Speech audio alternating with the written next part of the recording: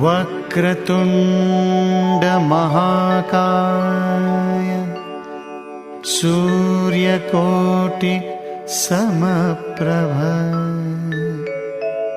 निर्विघ्नं कुरु मे देव सर्वकार्येषु सर्वदा। ॐ गणपतये नमो नमः, श्रीसिद्धिविनायक नमो नमः, अष्टविनायक नमो नमः, गणपति बाप्पा मोरया।